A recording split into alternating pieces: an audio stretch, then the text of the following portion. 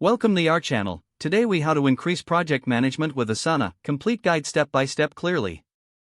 Start by creating an Asana account if you don't already have one. Visit the Asana website and click on the Get Started button. Fill out the registration form with your email and password. Once registered, explore the dashboard.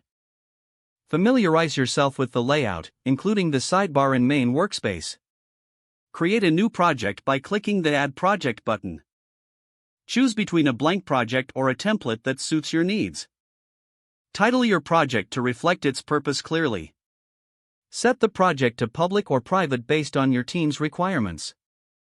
Add team members by inviting them via email. Assign roles to each member, ensuring everyone knows their responsibilities. Use sections to divide tasks based on phases or categories. Create tasks within the project by clicking the Add Task button. Title each task succinctly to maintain clarity. Provide detailed descriptions within each task for further context.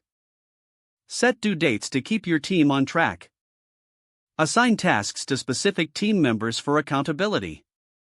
Utilize the priority settings to highlight critical tasks. Incorporate due date reminders to prevent bottlenecks.